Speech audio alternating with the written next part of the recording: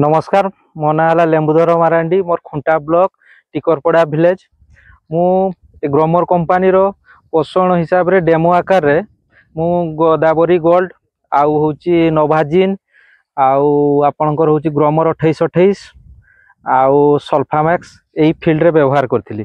जो एई फील्ड रे व्यवहार करथिली गत वर्ष जो धान जेतकी आमे अमल करिथिले ताठु ए धान बहुत उन्नत मान रहिछि। ए वर्ष जेतकी आमे आशा करछे देखिकिना जो ग्रोमर कंपनी रो जो डेमो देइथिले से डेमो हिसाब रे धान होची उन्नत मान रहिछि, चिकन हिछि, पुरदार हिछि। धान आमे जो नॉर्मली जो सार व्यवहार करछे जो ताठु बहुत अत्यधिक धरणर अमल होती।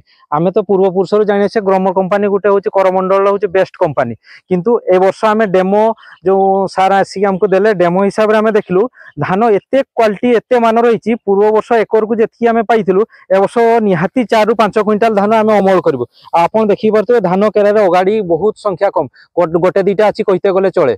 आउ कोन कहबी या विषय रे जो सार माने रोग पुक भी बहुत कम। जो आमे जो टेक्नोलोजी रे ग्रोमर कंपनी जो टेक्नोलोजी रे आमे सारोटा व्यवहार कलु बहुत कम। जे सल्फामैक्स रो देखली पत्र उसार करी पकेला, जिंक जो नोभाजिन जो पड़ला तार पत्र रो क्वालिटी आसी गला। आउ धानटा चिकन रहिला पुरदार कला जेटा कि माने धान रो एक्जेक्ट कलर जेटा कि कहूचे जे सरकार किनवा पई जेटा कहउचंती सेही टाइप रो कलर देखंतु आपण देखि परिबे बरे रियल जिंस।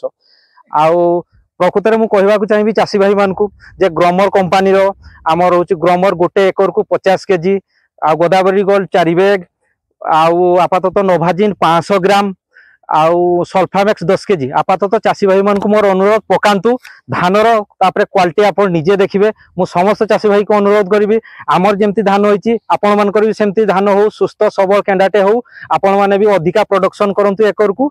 आ एतकी धन्यवाद देबी ग्रोमर कंपनी को हमको चासी मान को एमती कोऑपरेट आ सहयोग आकु भी रखिताउ। आ भलो भलो जिंस भलो भलो ब्रांड सब आम मान को पाकु नुआ हिसाब रे नेकी आसंतु। नमस्कार।